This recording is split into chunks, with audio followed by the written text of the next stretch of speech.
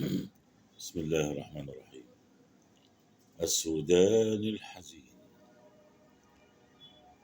والله إنه لتتمزق القلوب وتتأذى العيون مما يحدث في الفاشر في دارفور في غرب السودان، حيث كل المطامع العربية والسودانية والعالمية،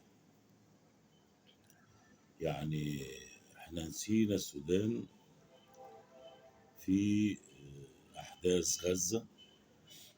طبعا غزة هي الشو الإعلامي الأهم بالنسبة ليساريين نصريين بتنجانيتين، يعني أي اتجاهات سياسية كانوا بيهتموا بغزة، قطاع غزة، حماس الإرهابية والمجاعات، ونسوا السودان الحزين الذي هو أولى بالرعاية والعناية والتوجه إليه كل المقاصد. يعني أنا أشعر أن أفريقيا السوداء يعني مهضومة الحق. احنا ما نفكرش خالص يعني في أفريقيا السوداء أبدا، مع أنها هي الأولى أن تكون على رأس قائمة الاهتمامات المصرية والعربية. يعني المجازر اللي احنا بنشوفها في الفاشر لا يصدقها عقل أبدا أبدا أبدا. يعني أنا رأيت فيديو ولا أعرف مدى صحته من كذبه، يعني يجعلونهم يحفرون قبورهم ثم يدخلون فيها ثم يعني يهيلون عليهم التراب. حمدتي هذا الفاجر الداعر،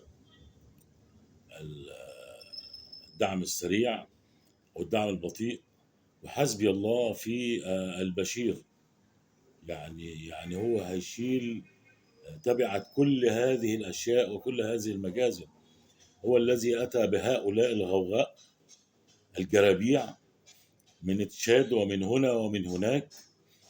يعني شأنه شأن القذافي بالضبط. يعني قادة أفارقة وعرب متخلفون، يعني يقهرون شعوبهم بأيدي وأسلحة آخرين دول أخرى. يعني الدعم السريع من جرائمه اللي دخل على مبنى الإذاعة والتلفزيون واغتصب كل النساء في هذا المبنى واستولى عليه، استولى على دارفور، يعني بما فيها من الله العظيم ثلاثة. يعني هذه الشعوب يعني غلبانة، عندها ما يكفيها آلاف الأعوام من الخيرات، من ماس ويورانيوم ونحاس وذهب، أشياء كثيرة.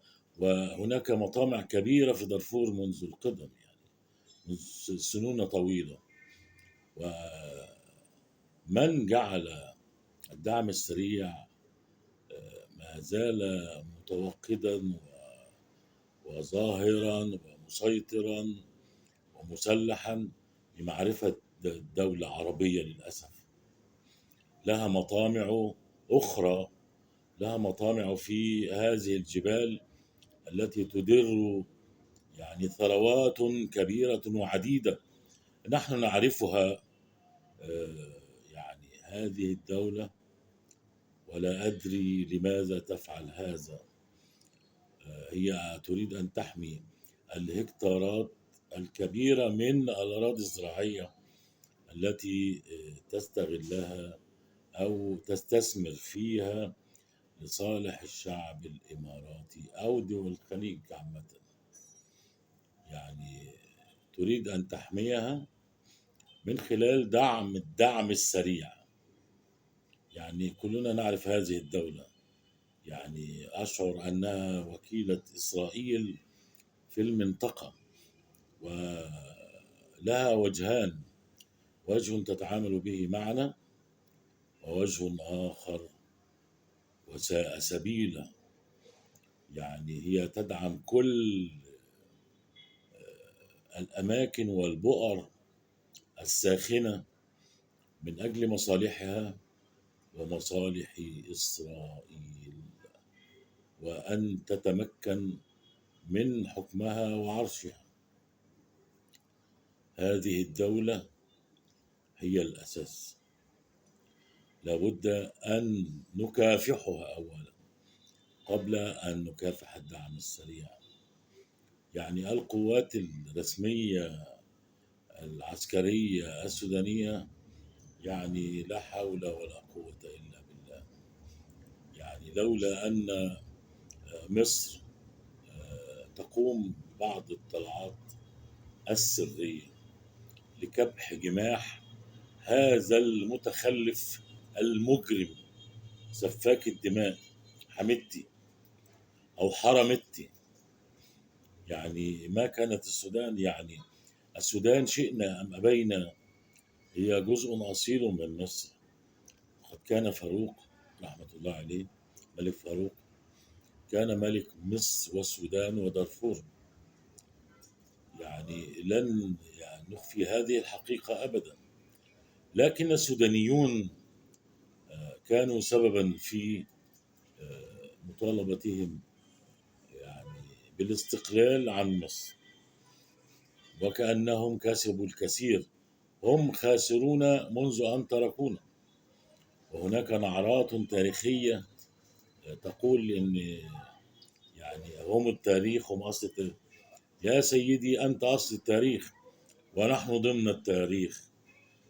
التاريخ المصري القديم يمتد من البحر المتوسط حتى جنوب السودان.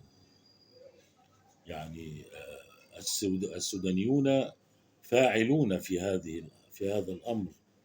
هم من تسببوا في تقسيم السودان شمال وجنوب، وسيتسببون أيضا في تقسيم السودان شرقا وغربا، ثم تكون ثلاثة دول.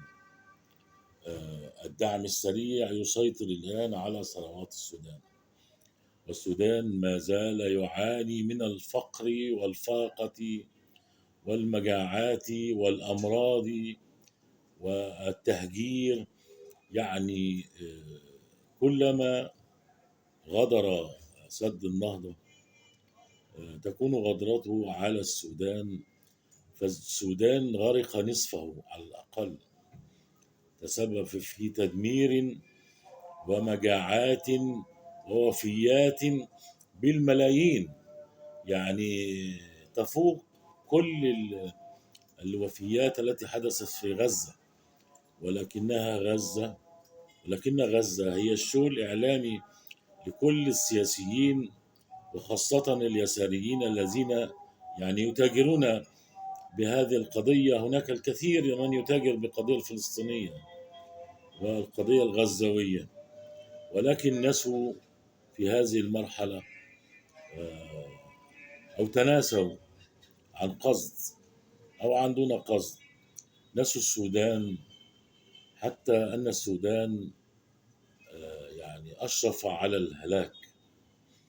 بالله عليكم أفيقوا أيها العرب والأفارقة، انظروا نظرة إحسان وأخوة وإنسانية يعني للسودانيين.